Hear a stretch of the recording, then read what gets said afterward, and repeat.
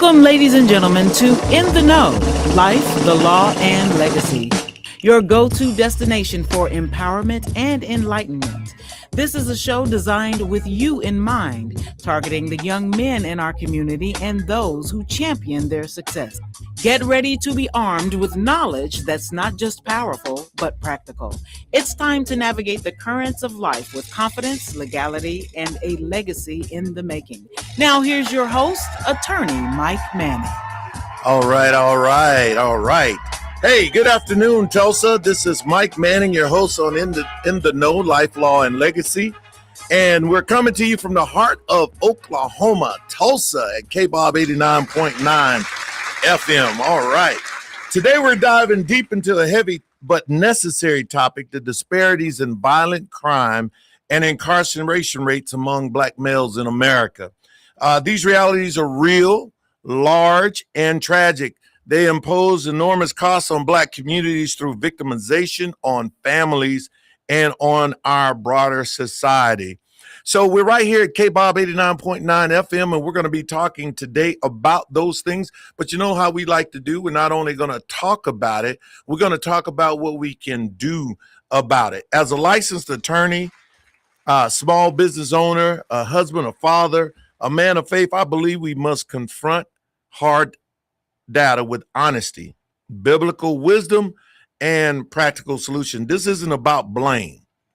It's about truth seeking, agency, and legacy building for our families and communities. Proverbs 28:1 says, "The righteous are bold as a lion." So let's walk in that boldness today as we look at the facts, the root causes, and evidence-based ways towards how we can move forward. Stick with me. This could save lives and strengthen generations. Again, we're at KBOB 89.9 FM, and Bobby Eaton, the founder of this radio station, we'd like to send a special shout out to him. We'd like to also ask that you send your prayers his way, send them to him and his family as they go through a troubling time. You all know that he lost Mr. Bobby Eaton Sr. has passed, and what a solid civil rights activist he was in Tulsa community, and so we just pray God his rest as he relax, and that his legacy, which is his children and what he's built, moves on and all that good stuff. All right, so let's dive deep right in. I just want to make sure everybody understand what we're talking about today. We're talking about violence and incarceration rates, that disparity as it relates to the African-American community. So I want to start with some numbers. People always, have opinions, right? Oh, before I get too far gone, I know you probably realize I'm here all alone. Both my co-hosts and both co-hosts have obligations today that's kept them away. So you guys going to have poor little old me. Yeah. Well, thank you very much. All right, listen. So let's get right into it. The data. Let's start with the numbers. I'm going to read these right off because I want to make sure I don't get them wrong. All right, so straight from the government census. All right, and I know we talked about these things a bit on this show, but we're going to go deep today. Straight from the government census. All right, you know that thing they do every 10 years. Black Americans make up roughly 13 to 14% of the entire U.S. population. Yet data consistently show that Black individuals are disproportionately, young males disproportionately, account for a much higher share of violent offending and victimization. I want to say that again. We make up about 13 to 14% of the population, but as you'll see in the data I'm going to go through, young Black males in America have a disproportionate number of violent offenses and victimization. When I say victimization, I'm talking about having suffered homicides. We're talking about homicides today, and also we represent we are overrepresented in the incarceration rate. I'm going to get to that in just a little bit. In 2023, the Black homicide rate, victimization rate, was about 21.3 people per every 100,000 people. I'm going to say that again, so let it sink in.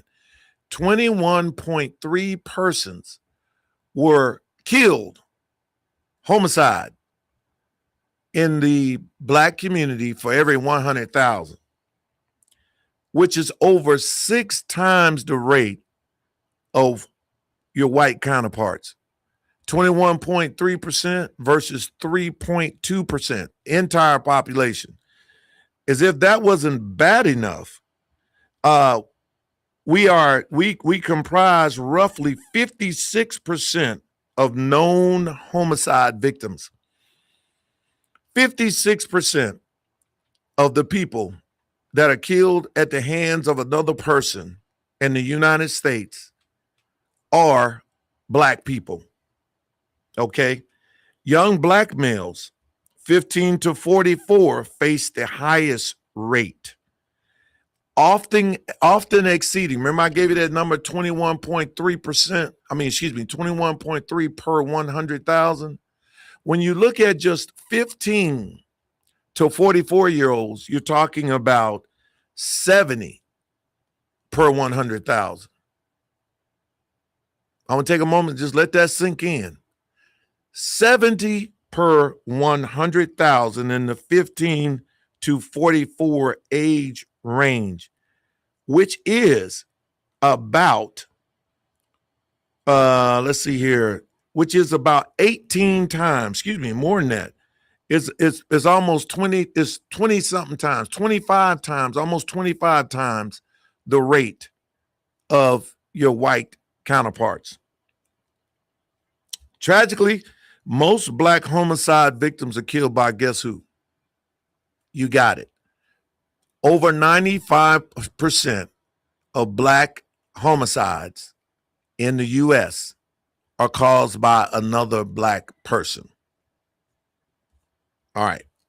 Just giving you the numbers right now. For arrests, Blacks have long been represented in, we're just talking about murder arrests.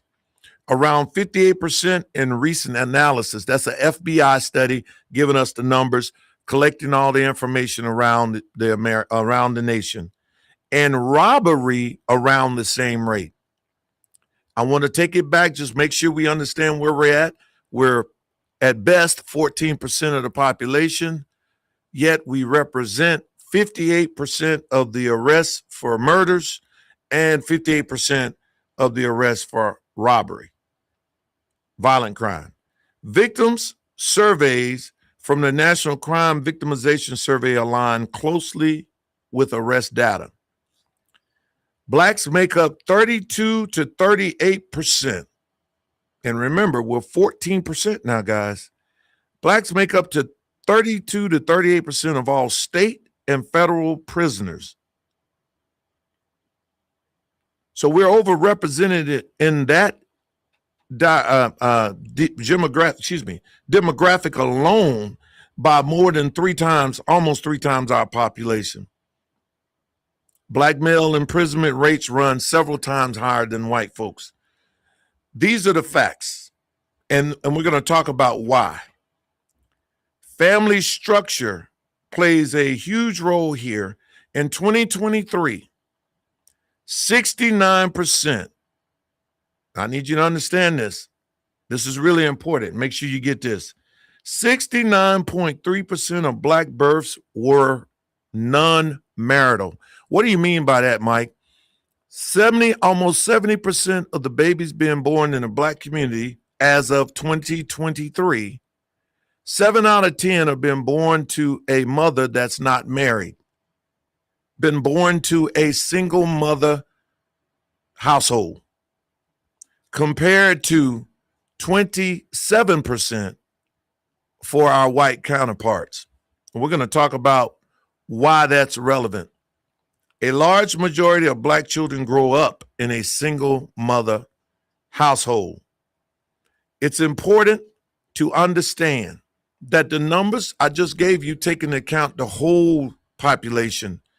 In fact, these numbers are even more greatly exacerbated when you move to urban areas, when you move to lower income areas, and the father absent environments like projects and whatnot. There are areas of our community that have almost 100% of children being born into single mother households. And what that means, in case you hadn't been keeping score, is that one of the greatest indicators of truancy, dropout rates, teenage pregnancy, incarceration is that stat. Children being raised in a single parent household headed by single mothers. Now, I have to tell you one other fact, because later on I'm going to be talking about, because I know I'm going to get some people that want to lean heavy, and we're going to talk about what's called, what quote unquote, systemic racism. So we're going to talk about that, but I got to give you another stat. I got to give you a stat before we get there. Black immigrants from places like Nigeria or Jamaica often outperform native-born averages on crime, education, and income. Mike, you said, why is that important? I want to make sure you understand that one more time. I said that Black immigrants, folks coming from Nigeria and Jamaica, coming into the same communities as Black folk that are native-born here, outperform those Black folk that's native-born here on crime, not that, education, and income. This fact alone points to strongly that culture, family, and selection affects these numbers. These are not abstract stats. These are our fathers, sons, brothers, and neighbors lost. As people of faith, we grieve with those who grieve. And so as I do this show, I'm mindful of the fact that some of the people that may be hearing this have lost loved ones. Some of the folks that may be listening to this don't have a mate and are raising children. Some of the people that may be listening to this don't have a father that's present in the home. And I want you to know, I hear that. What I want you to know is that there is something that we can do about that. Even though we're in this situation, we do not have to take what normally comes with that. And we're going to get into that in just a moment. Right now, though, I need to go ahead and give a shout out to our sponsors before we continue. Tired of the same old wings? Head to the Max Wings at our location in Tulsa, 782 East Pine Street on Pine and Peoria. Routinely voted some of the best wings in Oklahoma. Or you can head to our location that's down on 71st and Riverside, between Riverside and Lewis, at the Bridgepoint Plaza. Bold flavors, fresh ingredients, that Tulsa heat, man. Mention in the know for a special deal, Max Wings, where flavor meets family. All right, and we'd like to also, if you're facing legal challenges, again, I told you I am a licensed attorney, licensed to practice here in Tulsa, Oklahoma, mainly working with criminal defense, but we're your full service firm. If you have any questions, legal matters, questions or concerns, give us a call. If we can't help you directly, we'll point you in the right direction. All right, Manning Law Firm, where we work hard for the people. Okay. All right, we're going to move on to the root causes and an evidence-based view of why we are where we are. There's a quote on the building, the museum down on Greenwood, and it says, and I always skip I can't name the author, Baldwin. I think Baldwin was the author, and he says that everything that's faced cannot be fixed or changed, but nothing can be changed unless it is faced. So today we're spending a little time talking about, just using the numbers, where we are. So when you can know where you are, then you can navigate to where you want to be, right? You look at your GPS, it's always going to show you where you are. And then it'll have that ending point. That's the same thing we're trying to do today. Say, hey, folks, we don't want to keep our heads in the ground. We want to talk about where we are so we'll know where we are. And then we want to chart a course forward. All right. I want to make it clear that there's no single cause that explains everything that's wrong or that needs to be improved in the Black community. There's no single cause. Some folks want you to believe that the big boogeyman, systemic racism, is the main factor for why we are where we are. I could sit here all day and talk about why I don't personally believe that to be the case, but if I did, I think we would get down a sidetrack and it would be counterproductive. There's a scripture, there's a song and I always relate, and in the Black community, we sing it all along, all the time. We say, I don't believe he brought us this far to leave us. I just can't give up now. We talk about God not putting more on us than we can bear. I am a firm believer that God doesn't do that. So if he doesn't put more on me than I can bear, then there must be something that I can do. So we're going to talk about what are the things that we can address that will help us to get where we're trying to go. But first, we have to dive in what the root causes of those numbers I talked to you about. And I firmly believe, and the numbers bear this out, first and foremost, and we got to get serious about this, family. First and foremost is family structure. It is one of the strongest predictors of delinquency, dropout, and crime across races. I talked about that earlier. Growing up in a single parent home, especially a single mother home, correlates with higher risk even after controlling for income, neighborhood, and race. Father absent undermines supervision, positive modeling, impulse control, and stability. And folks, I'm telling you, it does not matter if you're white, Black, Hispanic, yellow, Jew, Gentile, whatever. When you grow up in a fatherless home, you lose the benefit of some things that automatically are in place when there's a father present in the home. We can see just about every statistic bear this out. And like I said, it don't matter if it's Black or white. It just so happens that in the Black community, we are trending to a place where that's just the norm. It's absolutely the norm. And I'm telling you, it's a bad place to be. The post-1960s jump in Black non-marital births, and I'm going to stop saying it like that, in Black births where the parents ain't married. It jumped from before 1960, our non-marital births were in the low 20s.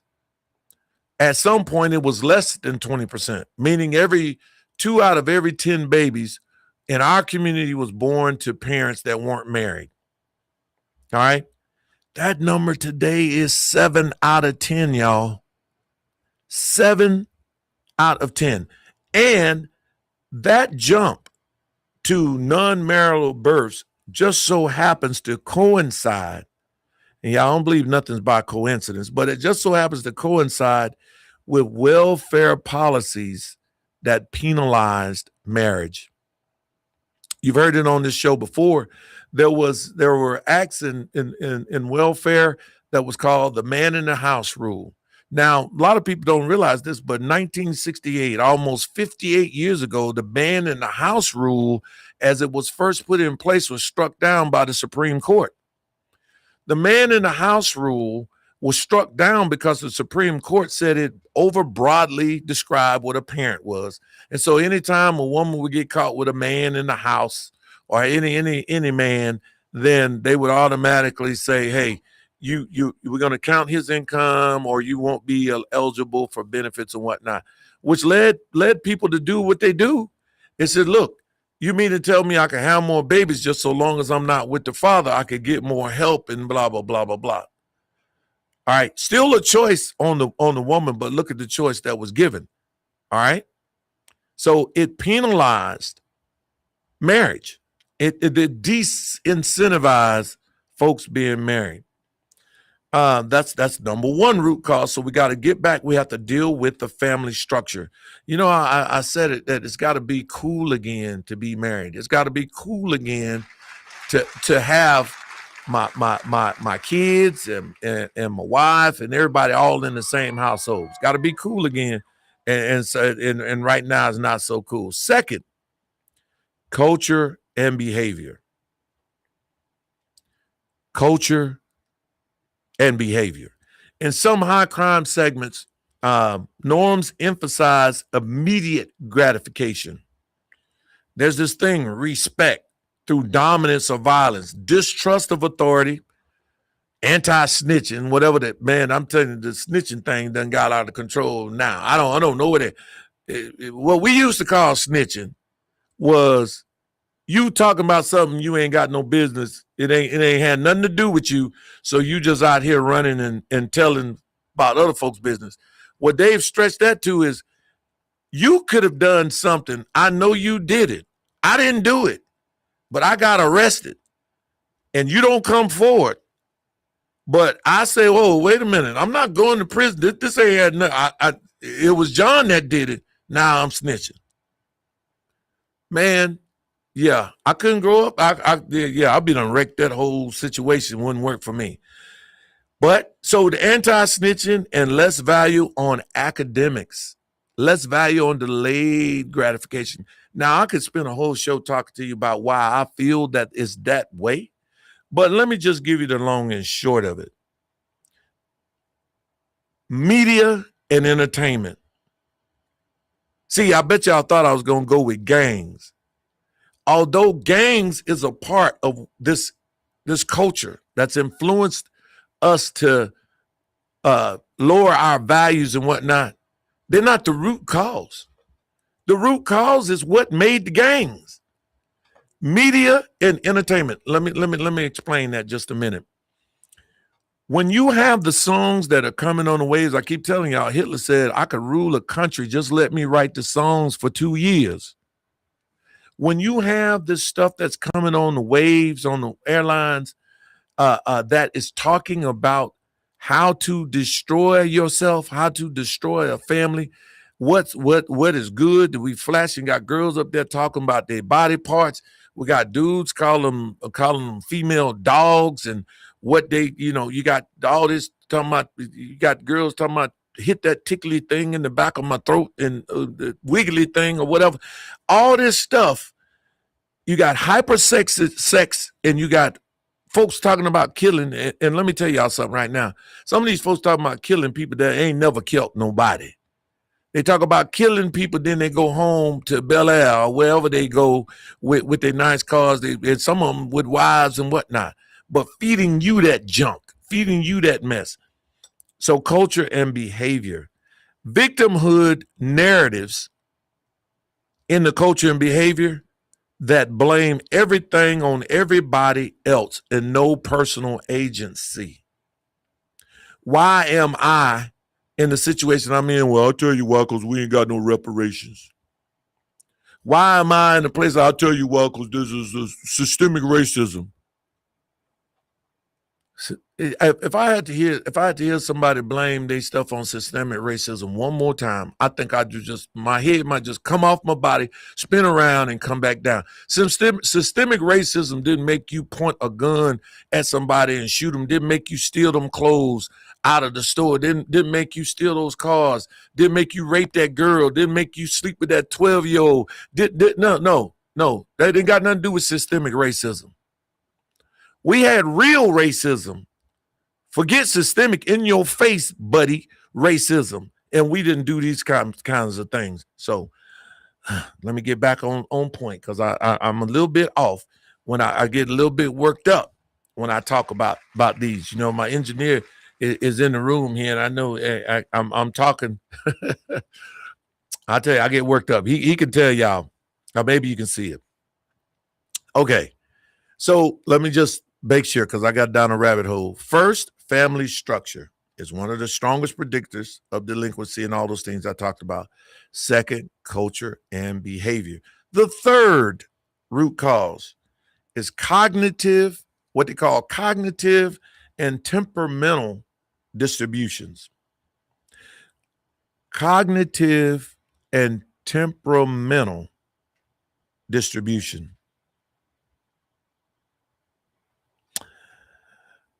I just want to tell y'all that the average group differences exist. For example, roughly a 1 standard deviation black-white gap in IQ. This is highly heritable and predicts educational and economic outcomes, indirectly influencing crime through planning and impulse control. All that simply says this: our teachings and cultures and behavior has led us to a cognitive and temperamental situation where we are not teaching and has not been taught how to manage our impulse and control. You could go all the way back up to the family structure and talk about a father being in the home teaching positive and modeling and impulse control. One of the main problems that has permeated and become a norm in our community is this whole idea that we can't control ourselves. I'm gonna tell you what one thing goes to this, right? It's been accepted in our community for far too long. Oh, if they call you a nigga, you got to show out. Man, please. It to me is so ridiculous because it's like you're saying I'm a Pavlov dog. For those of y'all don't know, there was an experiment that said, hey, we're gonna teach this dog that whenever we say certain things, it does certain things, right? I'm not an animal. I don't have to react to your words. I can respond to your words. We see it in business. Back in the day when we were doing great business, we had excellent customer service. Time after time, it's a battle for me to help sometimes with my people understand that, look, we're doing business here, nothing personal. The client may be hangry. That's hungry and angry for some of y'all don't know what I'm talking about. And the client may be a little bit, they may be wrong. But listen, the end game is that what we want to do is we want to provide them with excellent services and a product. So then we extract the money that we need to keep our business going, to pay our bills, to pay our, it's business. This is nothing personal. So why do sometimes we take it to heart? Well, we hadn't been taught. And that's no excuse though, because we got to learn. Part of wisdom is knowing what you don't know. I don't know this, so let me go get it. Let me understand it. Let's do it. Folks, impulse control, cognitive and temperamental distributions, that is a problem. All right. So when we go to the fourth root cause, we talked about this just a little bit in the first one. We talked about family, but policies and incentives. Now, some of y'all might know from the tone of my radio show that I am not a person that believes in a bunch of programs and handouts and all that kind of stuff. Why? Because I do not believe that solves the ultimate problem. There's a saying that says, give a man a fish and he'll eat today. Teach him how to fish and he can eat forever. Okay? So policies and incentives, what has happened to us in the United States? That's why black folk can come over here from Jamaica and from other countries and do well while we sit in the same situation year after year, day after day. Because we don't understand all of the choices and opportunities that we have, because we become so used in this great societal welfare that's supposed to help us and don't do nothing but makes us subservient, makes us dependent on other people. And I don't want to talk about it. I don't even want to listen. Every party, every political party has had a hand in this. So it's not a party issue, but there is one party that has a real big hand in it. And I'm just going to tell you, though, I don't want to deal with parties. I want to talk about the policies, the incentives. Listen, when we have policies, I'm going to talk about one of the policies in the criminal justice system that's been a problem. One policy.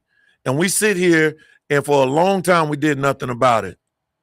Under Democratic President Bill Clinton, the 3 strikes in your outlaw took like on a whole new meaning that you could have got arrested for low-level drugs 3 times. Next thing you know, you're facing life in prison. Dumb. Just dumb. Now, I will tell you that I am not for allowing people to go out there and do whatever and harm the community and crime. But that was dumb. That wasn't the way in which we act as if we had an unlimited area of housing, and plus we were targeting the wrong people. It's about like getting a bunch of buckets so that we can stop the water from getting on our floor that's dripping through the roof rather than fix the roof.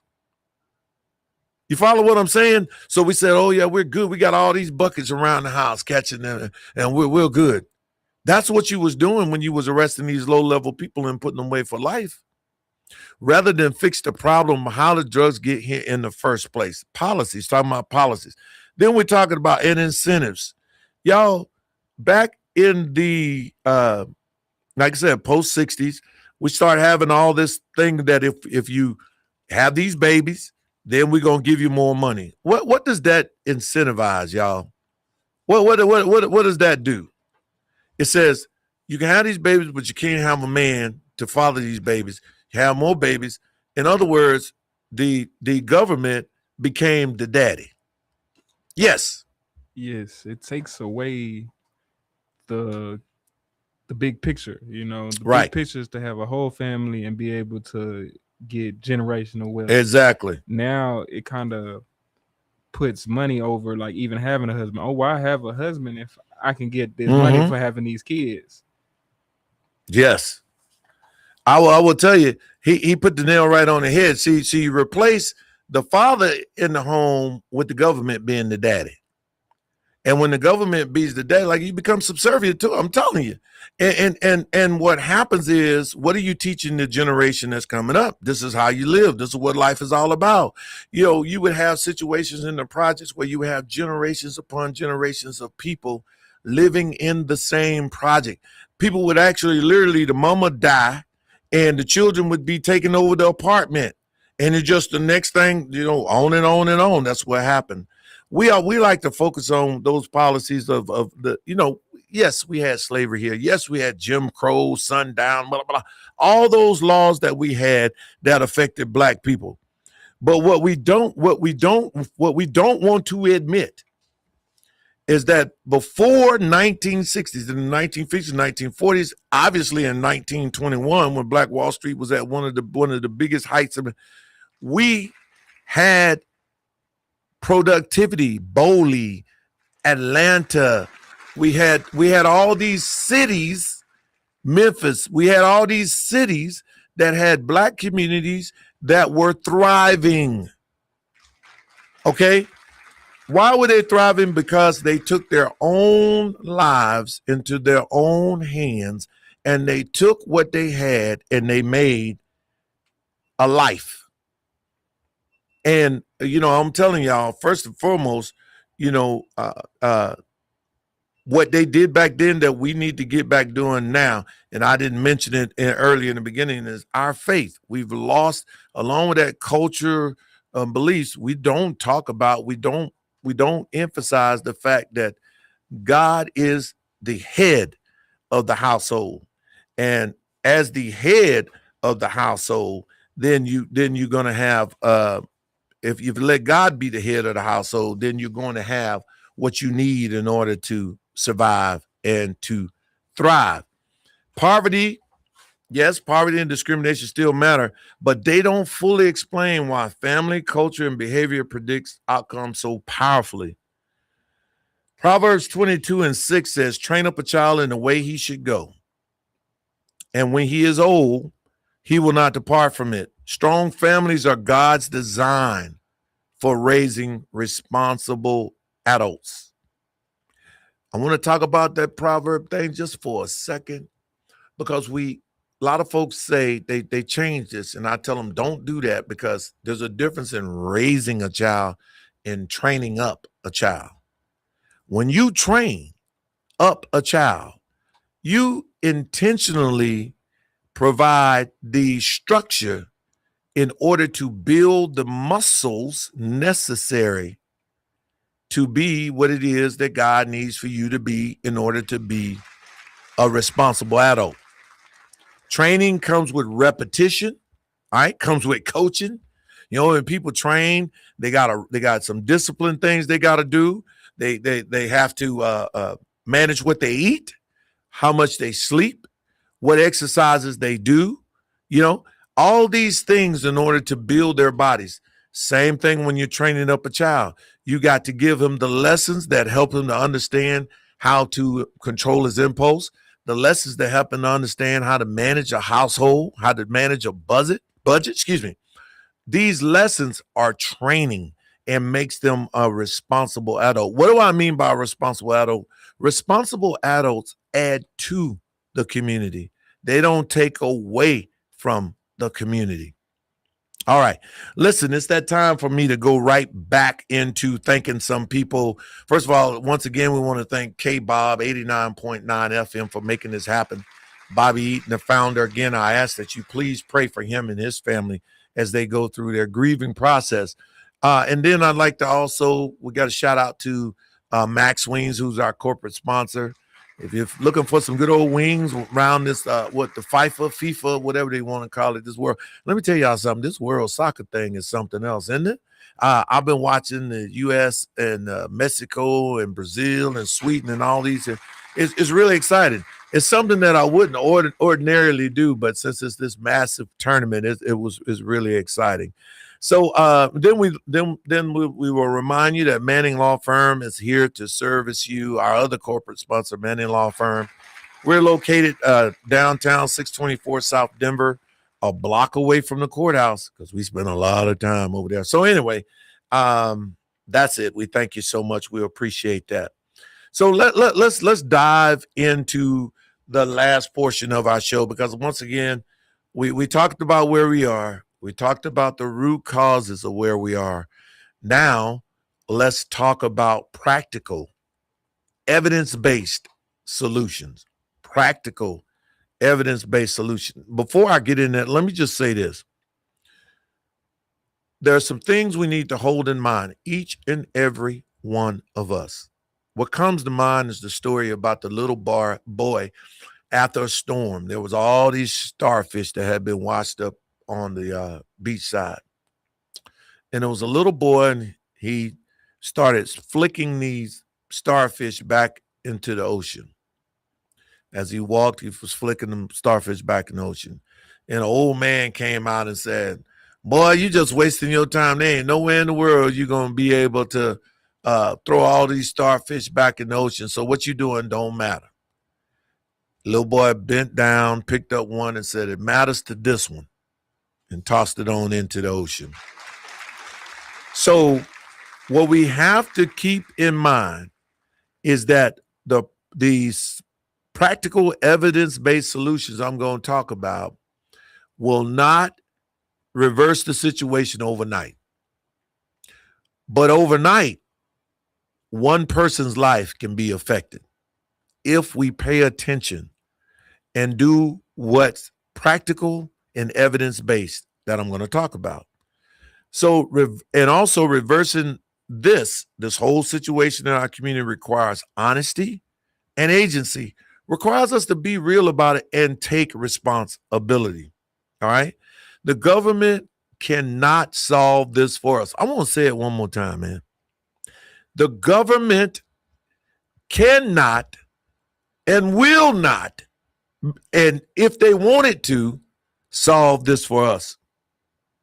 We have to solve this for ourselves. Priority number one, rebuild stable families. The highest long-term leverage that we'll have and making the big change that we need to make is to rebuild stable families. How do you do that, Mike?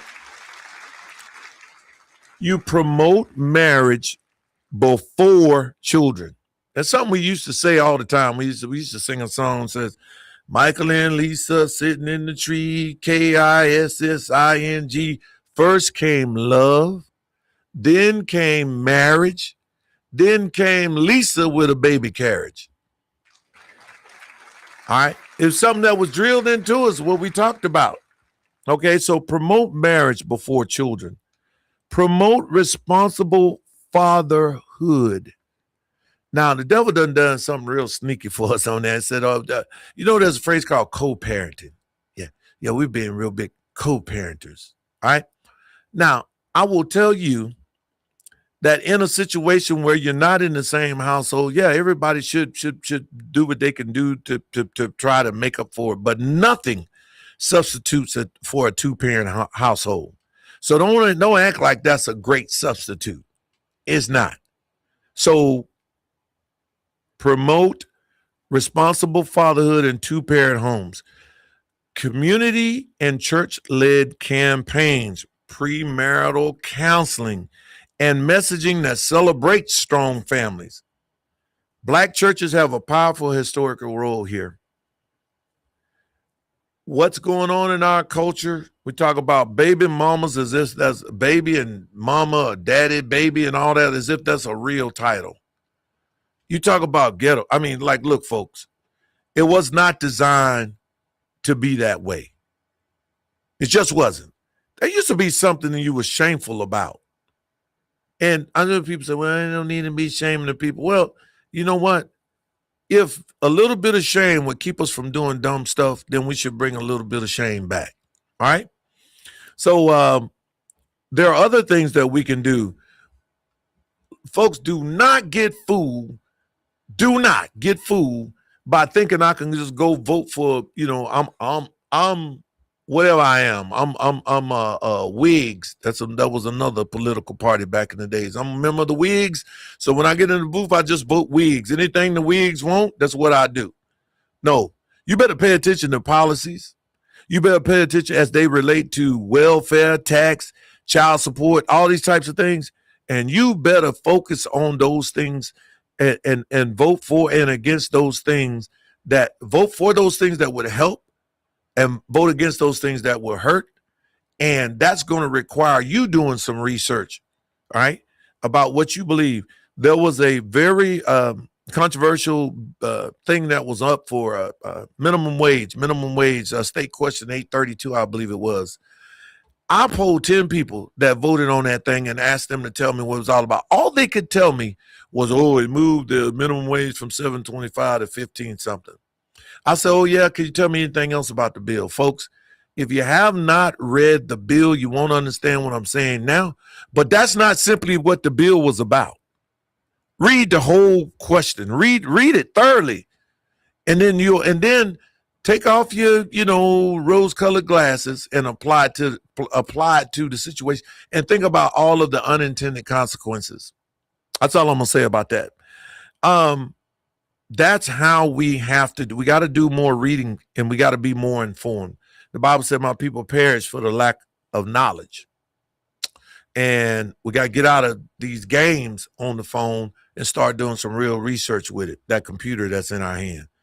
So priority number 1, rebuild stable families. Priority number 2, strengthen a culture of personal responsibility, agency, and nonviolence.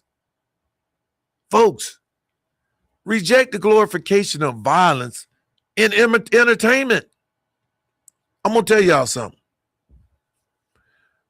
You have gates to your soul, your brain, your body. You got gates. Let me tell you what they are. First of all, your ears. That's a gate. Your eyes. These are gates. Your mouth. That's a gate. Your nose. That's a gate. And dare I say, because we don't talk about enough, our hands are gates. Sometimes we do stuff we ain't got no business doing because we don't allow ourselves to feel something that we probably shouldn't have felt in the first place, to taste something we had no business tasting in the first place. See, because just like the parent that won't let his kid sit up all night and eat the whole half a gallon of ice cream, God knows that there are some things that we have no business doing that may feel good in the moment, but leads to death and destruction. All right. We got to get out of this whole thing about criticizing people for wanting to do better, be better, learn more, dress responsibly, act accordingly. Leaders, pastors, we have to model better. You understand what I'm saying? So, strengthen a culture of personal responsibility, agency, and nonviolence. The thing I loved about David from the Bible is that David made some mistakes, and when he made them, he owned them. He didn't say, oh, no, the pressure of being a king has made me do this or this, that, and other. No, he said, I've sinned against Father. I sinned against God, and I'm going to get it right. All right. That's the only way you got to, if we don't learn how to take responsibility, then we're going to be in trouble. Priority number 3. So we got rebuild stable families, strengthen a culture of personal responsibilities. Priority number 3 is we must help our folks that's in political positions, in positions of authority, to keep us safe and to stop this pipeline of sending our kids into the criminal justice system. I'm going to say it one more time because we have to stop this whole mess. Anti-snitch, whatever. Dude, don't do it around me. Cut it out. Because we need strong community. We need communities free of crime. And we don't need to be sending our boys and men to prisons because we have acted like it's okay to steal. It's okay till you get caught. It's okay to sell drugs. It's okay to boost till you get caught. It's not. We have to help restore a community that works together. We have to help restore a community that can trust one another with our stuff. Okay? That we can live amongst each other without all this other craziness. Because we know if somebody gets out of line, the village is going to be the ones to put them out of place. Priority number 4, we have to build a human capital. Guys, my dad told me a long time ago, he said, son, if you don't take care of this body, guess what? Nobody else will. All right? And so taking care of this body means I take care of this temple that God gave me, and I got to take care of the body itself, the mind, the heart, okay, and my soul. I got to take care of all that encompasses. This is Mike Manning right here. And one of the best ways we do that is we allow and we open up for, when we're building human capital, we allow many experiences that positively build our children. They are our investment in the present and the future. Yes. One thing I love about KBOB 89.9, ever since I've known this radio show to be on, they have a program, and guys, you're not going to want to miss this. These kids come on at 6 called The Juice. And The Juice radio, oh my God, they are our future. They are our voices. They know how to run this thing. And then you talking about professional. They're going to be, you're going to see them on TV. You're going to see them on the radio. You're going to hear them on the radio. These folks are leading. Yes. Reduce barriers to work and entrepreneurship in areas. I employ any man. I beg, I beseech any young, a small black business or white business, don't give these young folks a chance to grow and shine. One of the reasons why I do what I do is to provide first-time jobs for folks in our community, and I love the way they thrive. We've got many college graduates. We got a young lady that just went through a UNC Duke program that's tearing it up. We got students going to OU, OSU, and man, we're so excited about that, and they get their first taste at working in corporate America with Max Ween. So thank God for that. Yes. Priority number 5, leverage faith, mentoring, and civil society. Churches provide a great foundation for this type of thing. Faith on a regular basis. I never forget when I was young, I asked my dad, I said, we don't read the Bible. Why do we go to church like every day, basically? I grew up in Church of God in Christ, y'all. And some weeks you was in church every day. Don't let it be a revival. And so I asked him, man, why? And I questioned and wrestled with this. And my dad said, he talked about working out. It was at one point I was 206 pounds. I had about 6% body fat, and I looked really nice. I was chiseled up. I reached that point, but guess what? Look at me now. I'm not 206, and I'm not 6% body fat. Why? Because I stopped going to the gym. It's as simple as that. It ain't got nothing to do with me getting older and whatnot. Is that my level of commitment to going to the gym dropped off. So I get what I have, which is not 206 and not 6% body fat. Same thing with our faith, y'all. We have to continually go and build it. We have to continually exercise that muscle. And when we do that, it becomes stronger rather than weaker. And yes, and then we'll be able to use that muscle to influence others and help them along the way. We also, while we're at church, we're seeing there's available mentoring. I tell everybody my mentor story. It goes simply like this. I dated a wonderful young lady back when I was in high school. Beautiful, just wonderful young lady. She was a cheerleader. She was an outstanding person in the church. She was an outstanding person in the community. She was a wonderful young lady. And there's no wonder she was wonderful, because her daddy was the bomb.com, I would say. This guy, Mr. Huff, was instantly somebody you would fall in love with. I would go to see my visit my girlfriend and would look up, and it would just be me and Mr. Huff in the room, because I started talking to him more than I was talking to her. And from the time I was 16 to now, which is, over 40 years, over 40-something years, he's been that same person for me. He's been my mentor. So whenever I have a question, even now, I talk to him about a lot of things. And that's okay. I have my father, but I also had my mentor. And that's what some kids need. We need that. And like I said, we need to, the church teaches us things that help us to understand how to run a civil society.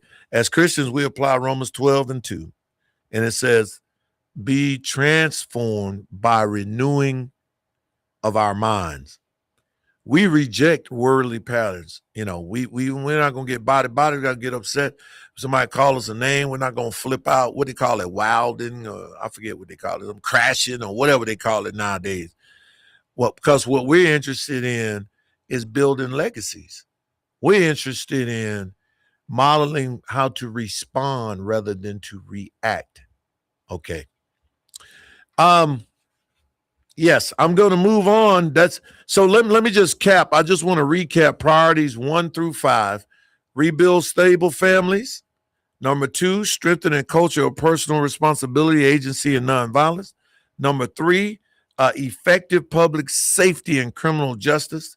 Number 4, build human capital. And number 5, leverage faith, mentoring, and civil society. I want to call on everyone out here And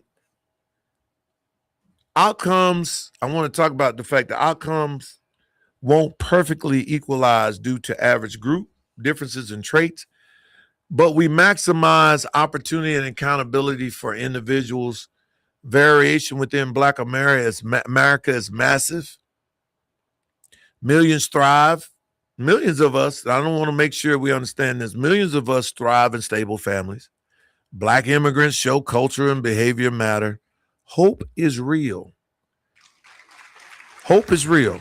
I don't want us to throw our hands up, oh, we're lost. No, hope is real. Crime fell for decades with better policies. This is another thing and cultural pushback. Family stability, smart deterrence, high expectation, education, and responsibility focused renewal work. Victimhood or defund approaches have often failed. I'm saying that again. When we have a spirit of victimhood, or we start talking about defunding the police, this type of stuff, these approaches, they just fail. We need to do the things I talk about. This is a humanitarian imperative. Reducing violence saves mostly. Think about this. When we reduce violence, because we are the leader in both victimization and cause, not only do we save Black lives, we also keep Black lives from being incarcerated. So the idea means it demands truth over ideology, agency over blame, and patience. Patience. We got to get in a place and we got to start implementing these things, and we got to stay there.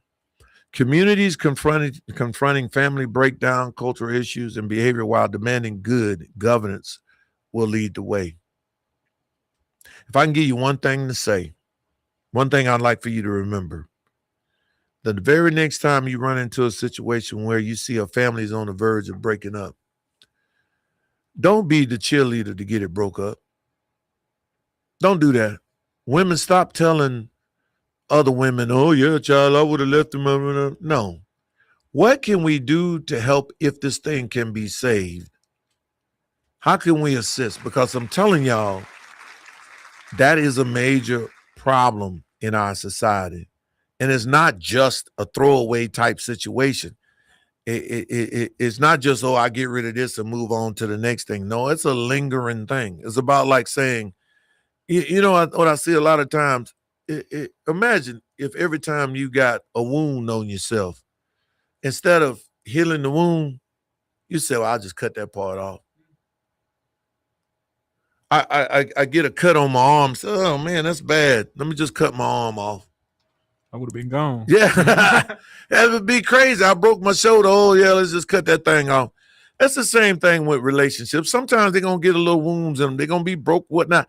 But when you make a promise before God, and don't be scared to do it, right? People will wait for the right one. Man. Bro, let me tell you something. It's going to be work. I'm telling you. I went to a good friend of mine's house, just for an example, and I'm going to try to get up out of here. I know we're getting very close. Just to illustrate the point. Beautiful yard, turf-like, looked like PGA yard. I was reminded of my mama saying this. Your grass may look green on that side, may even be green on that side, but guess what? It's got to be mowed too. And I guarantee you a lot of work went into making that yard the way it is. And if we do the same work, we can have the same community. So when we look at our counterparts, we can know that our yard can look that good. That's how I'm gonna leave it. Listen, that's our show for today. Thanks for tuning in to know. Remember, life, law, and legacy grounded in biblical truth and practical wisdom. I am Mike Manning, and thank you to my producer for being here today and getting us up through it. But so when we talk about these things, now you know that violence and incarceration rates are things that we can individually do something about. So God bless, and we'll see you next week, same time, same station, Thursday at 4 o'clock, KBOB 89.9 FM.